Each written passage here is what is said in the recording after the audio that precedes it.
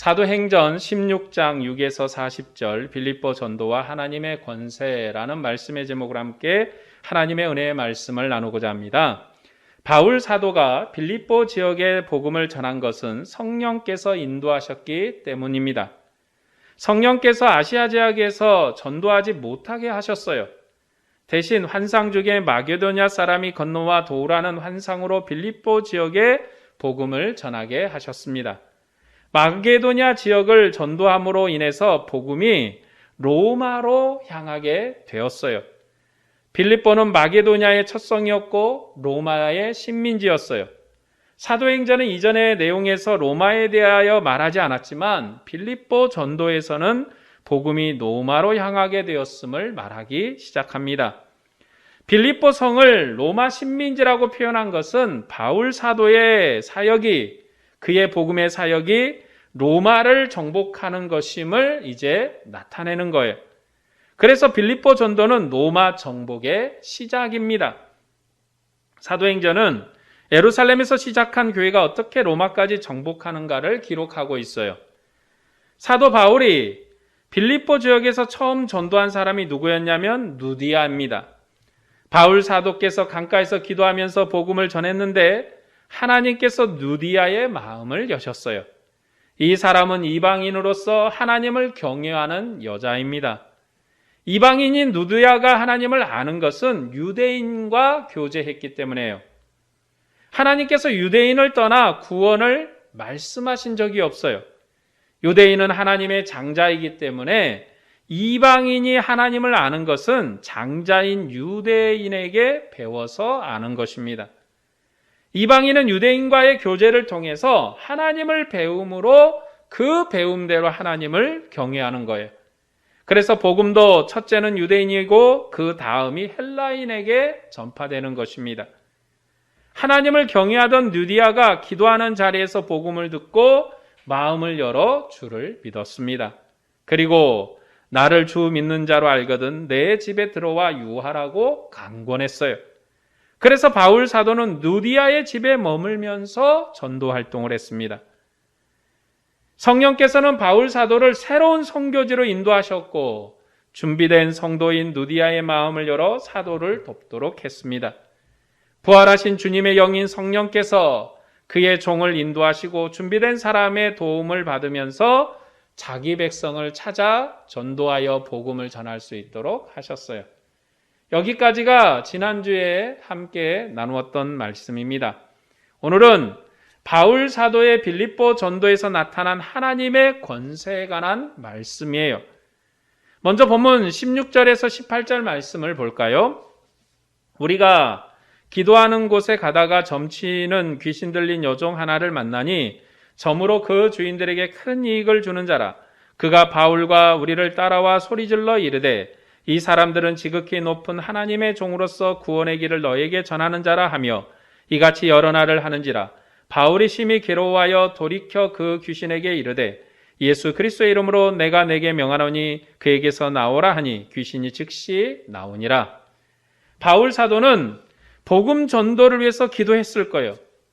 그런데 길에서 귀신 들린 여종 하나를 만났습니다. 그 여종은 점을 쳐주어서 주인에게 큰 이익을 주는 여종입니다. 그런데 이 여종이 바울을 따라다니면서 지극히 높은 하나님의 종으로서 구원의 길을 너에게 전하는 자라고 그렇게 여러 날 동안 바울을 괴롭게 했어요. 이 여종은 귀신의 능력으로 많은 것을 알아맞히는 그런 능력이 있었던 것 같습니다.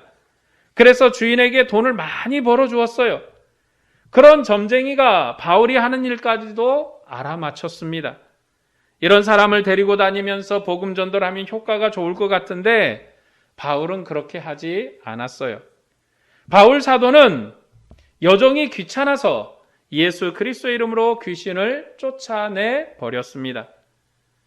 성령께서 빌립보에 복음을 전하도록 하셨는데 바울 사도 일행은 귀신도 알아보는 하나님의 전도자예요. 성령께서 이 바울 사도 일행을 빌립보로 인도하셨고 그 지역에서 처음으로 이 바울 사도를 알아본 게 누구냐? 귀신 들린 여자였다는 거죠. 예수님께서 땅에서 일하실 때도 귀신이 먼저 알아봤어요. 하나님의 아들이 오셨기 때문에 귀신들이 떨면서 어찌하여 우리를 심판하러 오셨느냐고 그렇게 알아봤습니다. 바울 사도가 전도하는 땅은 귀신이 지배하는 이방 땅이에요. 빌립보 지역은 회당을 찾을 수 없을 만큼 유대인과 접촉이 많지 않은 지역이에요. 그러니까 이 지역은 하나님의 이름을 들어본 적이 없는 그런 이방 지역인 거예요. 하나님을 알지 못하던 이방 나라의 귀신들은 하나님의 아들의 이름을 전하는 전도자가 온 줄을 단번에 알았어요. 그래서 여러 날 쫓아다니면서 지극히 높은 하나님의 종이라고 구원의 길을 전하는 자라고 바울 사도 일행을 귀찮게 했어요. 이방 나라를 지배하는 귀신들이 바울의 일을 알아맞힌 거예요. 귀신 들린 여종에게는 미래를 아는 능력이 있었기 때문에 사람들이 자신의 흥망성쇠를 귀신에게 물었습니다. 하나님을 알지 못하는 이방 땅은 귀신이 지배하는 땅이에요. 그런데 하나님의 종이 그 땅을 방문했습니다.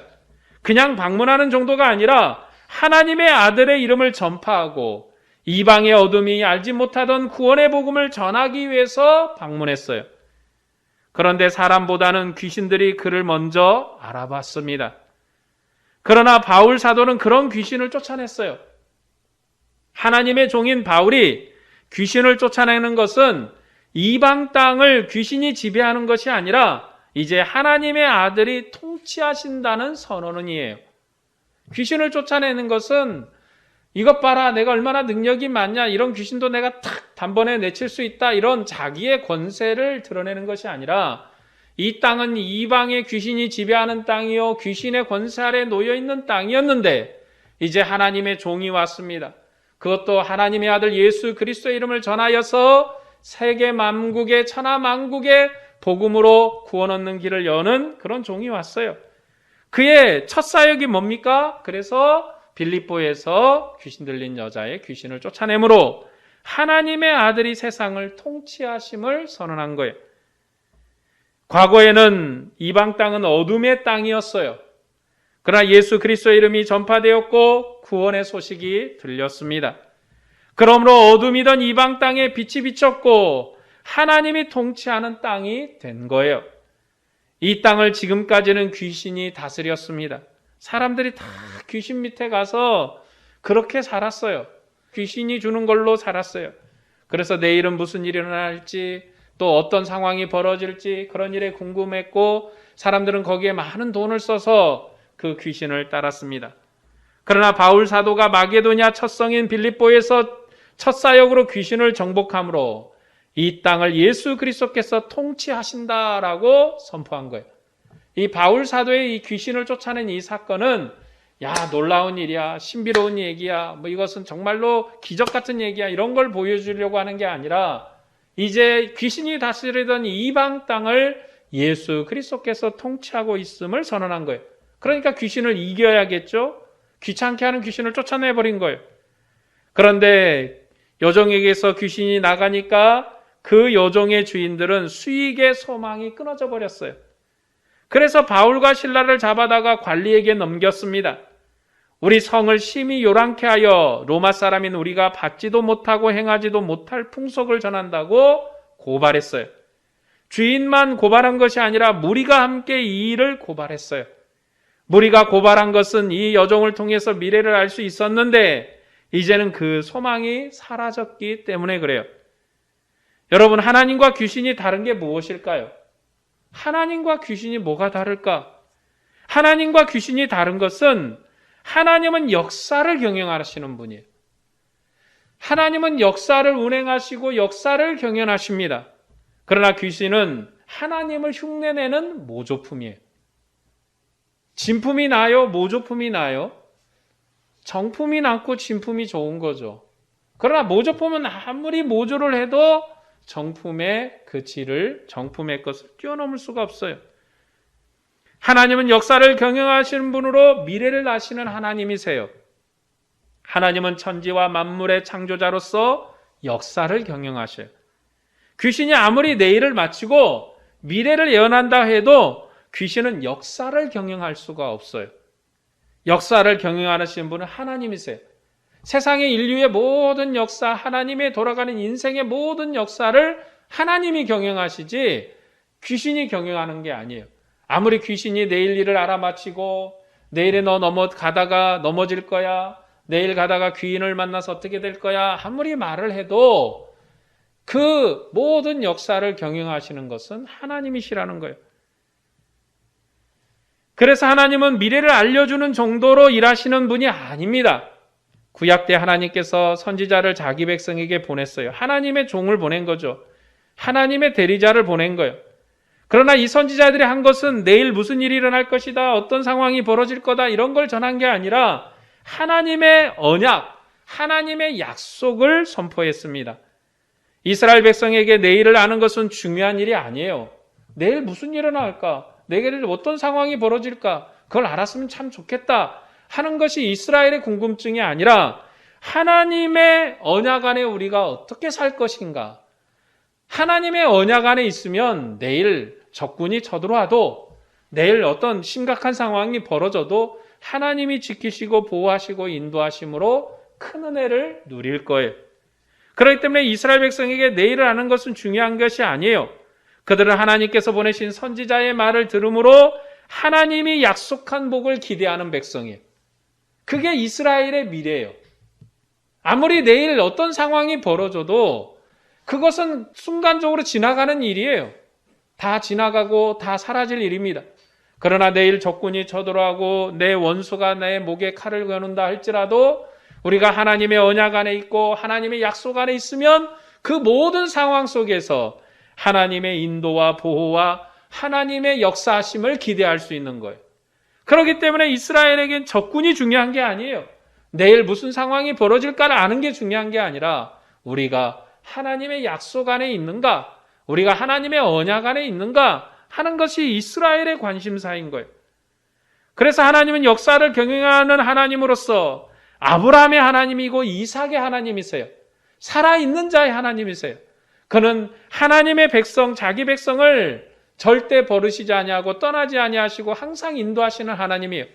그래서 아브라함에게 주신 약속을 수십 대의 후손들에게까지 지금까지도 은혜의 복으로 역사하시는 거예요. 하나님은 역사를 경영하심으로 구원 역사를 완성하시는 하나님이십니다. 그래서 선지자들은 개인의 미래를 말하지 않아요. 개인의 미래가 뭐가 어떻게 되냐, 이건 중요한 게 아니에요. 물론 때로 성경에서 왕들의 미래를 말하는 경우가 있어요. 그러나 그것은 하나님의 나라의 왕으로서 하나님의 역사를 말씀하는 것이지 개인의 미래를 말하는 건 아니에요. 하나님은 언약을 통해서 자기 백성에게 영원한 생명과 멸망하지 않는 나라를 선물하시는 하나님이십니다. 내일 내게 무슨 일이 일어날 것인가 하는 것이 중요한 것이 아니라 우리가 하나님의 언약 백성으로 하나님의 인도하심과 보호하심 안에 있다는 것이 중요해요. 우리가 예수 그리스도 안에서 얻는 큰 위로와 평안은 내일 아니면 1년 후에, 10년 후에, 100년 후에 나에게 무슨 일이 일어날 건가라는 것을 기대하면서 예언해 주세요. 알려주세요. 내가 어떻게 해야 될까요? 하는 걸 아는 것이 중요한 게 아니라 우리가 하나님의 언약 안에, 예수 그리스도의 복음 안에, 예수 그리스도의 보호 아래 있음이 우리의 기쁨이며 즐거움이며 찬송인 줄로 믿습니다. 자, 빌립보 사람들이 바울과 실라를 고발했어요. 왜냐하면 그들의 소망이 끊어졌기 때문에 그래요. 바울 사도를 고발한 것은 그들이 이 여종을 통해서 돈을 벌었는데 그 소망이 끊어지니까 고발한 거예요. 그들은 귀신의 권세로 부를 쌓은 사람들입니다. 귀신의 권세 아래서 삶을 누리고 살았던 사람들이에요. 빌립보의 무리도 귀신의 권세 아래 있었던 사람들입니다. 그런 그들에게 귀신보다 더 높은 하나님의 구원자가 방문을 했어요. 하나님의 구원을 완성하신 예수의 이름을 전하는 자들이 왔어요. 그래서 이제 귀신이 할 일이 없어요. 왜 사도 바울이 귀신을 쫓아냈는가? 두 번째가 귀신이 이제 할 일이 없으니까. 필요가 없어요. 단지 악한 것이고 필요하지 아니하고 사람의 마음을 방해하는 것이어서 쫓아낸 거예요. 하지만 이 일로 사람들은 그들의 소망이 끊어졌다고 생각을 했습니다. 그들의 소망은 먹고 마시는 것이기 때문에 그 소망이 끊어졌다고 절망해서 고발했어요. 그러나 귀신의 권세를 이긴 더 높은 하나님의 구원이 왔기 때문에 사실 그들은 기뻐해야 돼요. 귀신을 이긴 권세가 왔어요. 그러니 기뻐해야 돼요. 하지만 빌립보 사람들은 그렇게 하지 않았어요. 그들에게는 하나님의 증거가 없어서 믿지 못하는 것이 아니라 그들이 귀신에게 속했기 때문에 믿지 않은 거예요. 왜 우리가 아무리 전도하고 복음을 전해도 사람들이 안 믿는가? 그들에게 하나님의 증거가, 하나님의 일하심이 증거가 없어서가 아니라 하나님을 볼 마음도 없고 하나님을 생각할 마음도 없고, 왜냐? 그들은 귀신에게 속했기 때문에 그렇습니다. 귀신의 권세를 쫓아낼 확실한 증거를 보였는데도 무리가 믿지 않고 바울 일행을 고발했어요. 왜냐? 그들은 귀신에게 속했기 때문에 그렇습니다. 귀신의 백성이에요. 어둠의 백성이에요, 그냥. 그래서 바울 사도 일행을 고발했고 관원들은 재판도 없이 바울 일행을 감옥에 가두었습니다. 본문 25에서 26절 말씀을 볼까요? 한밤중에 바울과 실라가 기도하고 하나님을 찬송하며 죄수들이 듣더라. 이에 갑자기 큰 지진이 나서 옥토가 움직이고 문이 곧 다 열리며 모든 사람의 매인 것이 다 벗어진지라. 바울과 실라가 감옥에서 기도하고 하나님을 찬송했어요. 바울 사도 일행이 감옥에서 기도하고 찬송한 것은 다니엘서의 배경을 찾아볼 수 있습니다. 다니엘서는 하나님의 나라와 이방 나라의 싸움을 기록한 성경이에요. 남은 자들이 이방 나라에 잡혀갔는데 하나님께서 남은 자들을 보호하시고 이방 나라를 이기신 이야기입니다. 그때 이방 나라가 어느 나라인가? 바벨론이었어요. 이 바벨론을 상속한 나라가 로마예요. 이제 하나님의 나라와 이방 나라의 싸움은 그리스도의 나라와 로마의 싸움으로 이어졌습니다. 하나님은 자기 종을 이방 나라가 지배하는 빌립보에 보내셨습니다. 그는 지극히 높으신 하나님의 구원의 소식을 전하는 자들이에요. 그들은 하나님의 아들이신 인자가 왔다고 전하는 자들입니다. 그들은 하나님이 보낸 종들이에요. 구약 때 여호와의 종이었던 다니엘과 그의 친구들이 지극히 높으신 하나님의 종으로 이방 권세와 싸웠습니다. 바벨론 왕이 남은 자들을 풀무불에 넣었지만 하나님의 아들 같은 이가 거기 함께하면서 그들을 보호하셨습니다. 그리고 다니엘을 사자굴에 넣었지만 사자의 입을 막고 다니엘을 지키셨습니다. 그 밤에 다니엘이 사자굴에서 기도했을 거예요. 다니엘이 사자굴에서 죽지 않고 살아나 나왔을 때 느부갓네살 왕은 다니엘의 하나님에 대해서 입을 함부로 놀리는 자들은 그 집을 거름무더기로 만들어버리겠다고 하나님을 높였습니다. 그리고 이 사건이 바울과 실라가 감옥에 갇힌 사건에서 반복되었어요. 바울 사도는 지극히 높으신 하나님의 구원의 소식을 전하려다가 감옥에 갇혔습니다. 감옥에 갇힌 바울과 그 일행은 죽은 목숨이에요. 그런데도 사도들은 기도하고 찬양했습니다. 다니엘의 친구들이 우상에게 절하지 않다가 풀무불에 들어갔을 때 하나님의 보호를 받은 것처럼 하나님은 바울과 그 일행을 보호하셨습니다. 바울과 그 일행이 기도하고 찬송할 때 하나님께서 그들과 함께 계셨기 때문에 큰 지진이 났어요. 여기에 지진이 났다라는 이 표현은 구약 배경으로 땅이 흔들리는 것이고, 이 땅이 흔들리는 것은 하나님의 임재의 상징이에요. 마치 시내산에 하나님이 임재할 때 큰 소리가 나고 요동하고 땅이 울렸던 것처럼 하나님이 바울이 기도하고 찬송하는 그 자리에 임재하셨다는 증표가 지진이 났다는 거예요. 하나님께서 바울과 함께 하셨기 때문에 지진이 일어났고 문이 열렸고 쇠고랑들이 다 풀어졌습니다. 그때 간수는 옥문이 열린 것을 보고 죄수들이 도망간 것으로 생각하고 자결하려고 했어요. 죄수들이 도망가면 간수가 책임지는 것이어서 죽은 목숨이에요. 그래서 스스로 목숨을 끊으려고 했어요. 그때 바울이 크게 소리질러서 자결하려는 간수를 말렸습니다. 간수는 두려워 떨며 바울과 실라 앞에 엎드렸어요. 그리고 내가 어떻게 하여야 구원을 받으리까 물었습니다. 바울 사도는 주 예수를 믿으라. 그리하면 너와 내 집이 구원을 받으리라고 가르쳐줬습니다. 그리고 주님의 말씀을 그 사람과 그 집에 있는 모든 사람에게 전했어요. 간수가 무릎을 꿇고 구원을 물은 것은 어떻게 하면 천국에 갈 수 있을까요? 하고 물은 게 아니에요. 예수 믿고 구원받는다. 그러면 어떻게 하면 천국 갈 것인가? 어떻게 하면 하나님의 나라 갈 건가? 이거에 딱 연결을 짓는데 그게 아니라 지금 여기에서는 그런 얘기가 아닌 것입니다. 지금 이 빌립보는 로마법이 통치하는 나라예요. 로마의 강력함은 법으로 나오는 거예요. 오늘날 많은 나라들이 법치국가로 국가를 운영해요. 법이 다스리는 국가예요. 그래서 우리나라도 헌법이 다스리는 나라예요. 우리는 아무리 이거를 해도 이렇게 저렇게 해도 헌법이 나라를 다스려요. 역사상 법치국가의 이상을 이룬 나라가 로마입니다. 그래서 로마는 법이 아주 강력한 나라예요. 로마는 법이 강력한 나라예요. 법이 통치하는 나라여서 로마 감옥물을 깨뜨릴 권세가 없어요. 로마 법을 어긴 것은 죽음을 의미하는 것이에요. 바울 사도와 그 일행은 기도했고 하나님을 찬송했습니다. 그리고 하나님의 큰 권세가 임해서 로마 감옥을 열었어요. 지진이 나고 감옥문이 열림으로 로마의 권세보다 더 크고 위대하신 하나님의 영광이 임재한 증거를 보였어요. 로마 권세보다 더 높은 하나님의 권세가 감옥문을 열었기 때문에 간수가 하나님의 종 앞에 무릎을 꿇었어요. 로마법을 집행하는 간수가 하나님의 대사 앞에 무릎을 꿇고 항복을 했습니다. 예수님은 로마 왕보다 더 높으신 왕이에요. 주님을 믿으면 간수와 그 집이 구원을 얻습니다. 그러니까 이 본문에서 너와 내 집이 구원을 얻는다는 것은 개인적인 구원이 아니라 언약적인 구원, 관계적인 구원을 말하는 거예요. 예수를 믿으면 하나님의 나라 백성으로 구원되는 거예요. 예수님을 왕으로 섬기면 왕과 관계된 백성으로 구원 얻는 거예요. 간수가 지금 두려워 떠는 것은 바울이 거기 있어서가 아니라 감옥문을 열 권세가 없어요. 누구도 함부로 이렇게 감옥문을 열면 안 돼요. 로마 법으로 엄단하는 것이기 때문에 문을 열면 다 죽는 거예요. 그러나 하나님은 그 밤에 땅을 흔드셔서 감옥문을 다 열어버리셨어요. 누구도 그 감옥문을 여는 것을 함부로 막을 수가 없었어요. 그리고 이 감옥문이 열려서 사람들이 다 도망간 것이 아니라 그 자리에 다 있었습니다. 그대로 있었어요. 그래서 이 간수가 무릎을 꿇고 바울에게 항복을 한 거예요.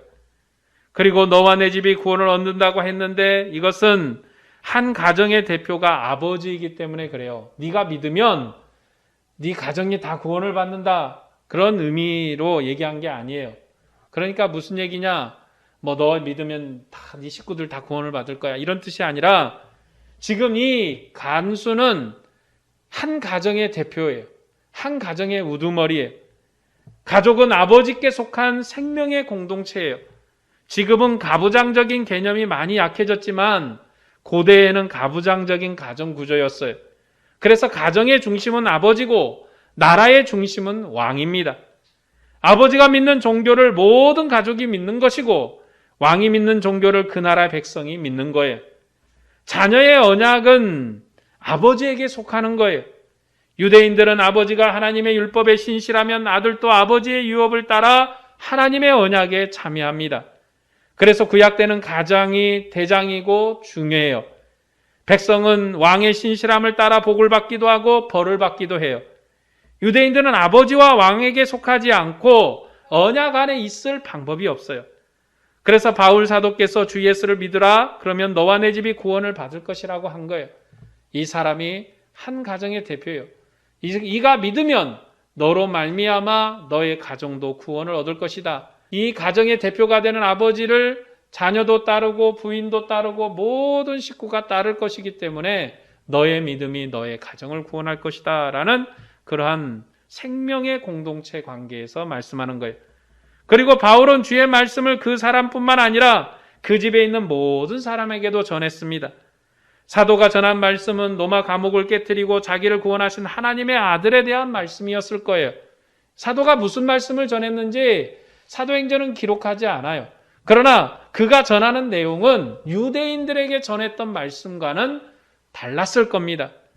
그가 천하 만민을 통치하는 분이라고 증거했을 것입니다. 왜냐하면 이방인 관원은 하나님의 언약이나 그리스도의 고난이나 부활을 몰라요. 이방인은 언약의 메시아를 알지 못해요. 그들은 아브라함도 모르고 모세도 모르고 율법도 몰라요. 그런 것은 다 유대인들을 위한 거예요. 그래서 바울 사도가 로마 왕의 권세를 깨뜨린 권세 있는 하나님의 아들을 증거했을 것입니다. 예수님이 죽었다가 살아나셔서 땅에 있는 모든 왕의 머리가 되셨고 천하 만민을 구원할 거라고 가르쳤을 거예요. 그리고 간수와 그의 온 집이 세례를 받았습니다. 그리고 이제 이튿날이 되어서 날이 샜습니다. 상관들이 부하를 보내서 이 사람을 놓아줬어요. 로마 관리들이 하는 일은 로마의 사회 질서를 지키는 거예요. 그러니까 로마 관리들은 지금 로마의 사회 질서를 지키는 게 그들의 업무예요. 그러나 이 바울 사도와 관계된 문제는 종교적인 문제예요. 사도 바울이 잡혀왔을 때는 무리가 소동하고 뭔가 막 반란이 나고 뭔가 이런 문제가 생길 것 같으니까 당장 잡아다가 감옥에 가두었어요. 그런데 그들이 생각해 보니까 이 문제는 로마법이 관여할 문제가 아닌 거예요. 그래서 바울과 그 일행을 그 다음날 놔줬습니다. 그러나 바울은 그냥 물러서지 않았어요. 로마 사람인 우리를 죄도 정하지 않냐고 공중 앞에서 때리고 옥에 가뒀다가 이제는 가만히 내보내냐고 항의했어요. 관리들은 이 사람들이 로마 사람이라는 말에 두려웠습니다. 왜냐? 로마 사람은 재판 없이 처벌할 수 없기 때문에 그래요. 그건 불법이에요. 그래서 큰 문제가 생긴 거예요. 로마는 법이 통치하는 나라인데 그들이 불법을 행했어요. 로마 사람은 재판 없이 치욕스러운 형벌을 줄 수 없다는 것이 로마의 법이에요. 그러니 큰 문책을 받게 생겼습니다. 그래서 상관들이 와서 정중히 그들을 모셨어요. 하나님은 로마 권세를 이기신 하나님이십니다. 감옥에서 그 밤에 지진이 나고 땅이 흔들림으로 하나님께서 그 하나님의 권세로 로마 권세를 이기심을 보이셨어요. 그 하나님의 권세의 왕이세요. 그 하나님은 세상의 왕이고 세상의 머리시고 세상 왕의 통치자이십니다. 세상 왕의 통치자이신 하나님은 세상 질서로 자기 종들을 보호하셨어요.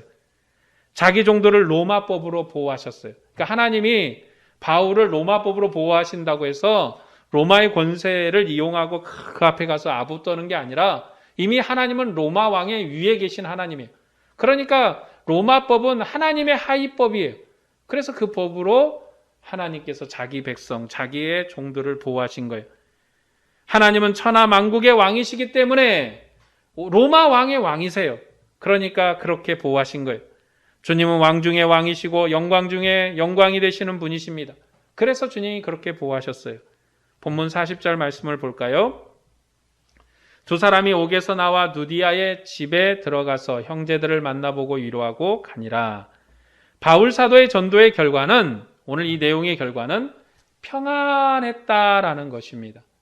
복음을 전하러 가서 이런 소동도 있고 저런 일도 있었고 다 있었는데 결론은 평안했다라는 거죠. 바울 사도가 석방되었으니 교회가 평안했습니다. 하나님은 로마법과 정치를 이용하셔서 자기 백성을 보호하셨어요. 주님은 온 세상을 통치하는 하나님이십니다. 세상의 왕들은 주님의 통치를 대응해서 질서를 유지하는 왕들이에요. 그리고 하나님은 이 질서 가운데서 복음이 전파될 수 있도록 하셨습니다. 그래서 우리가 세상 유정자들 위해서 기도해야 되는 거예요.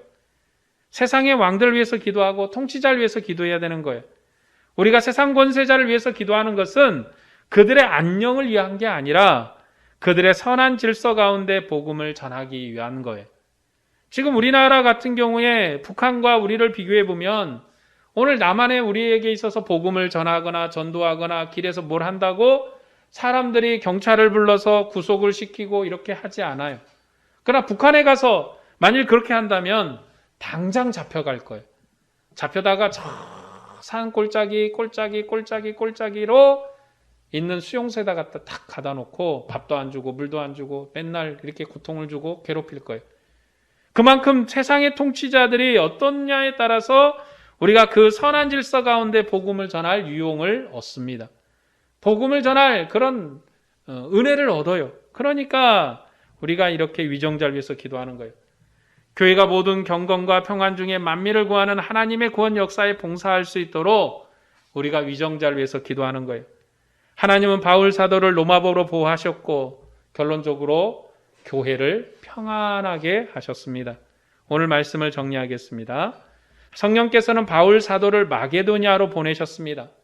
바울 사도는 마게도냐의 첫 성인 빌립보에서 복음을 전했어요. 그리고 성령께서 준비한 루디아를 통해서 복음 전도의 봉사를 하게 하셨습니다. 그때 귀신 들려서 점치는 여자에게서 귀신을 쫓아냈습니다. 이 사건은 하나님을 알지 못하는 이방 나라에 하나님의 권세가 임했음을 보이신 사건이에요. 그러나 이 일 때문에 바울과 그 일행이 감옥에 갇혔습니다. 바울이 감옥에 갇혔지만 그들은 기도하며 찬송했어요. 하나님께서 그들을 보호하셨기 때문에 그들이 평안했습니다. 다니엘을 사자 입에서 보호하신 하나님께서 바울과 그 일행을 보호하셨어요.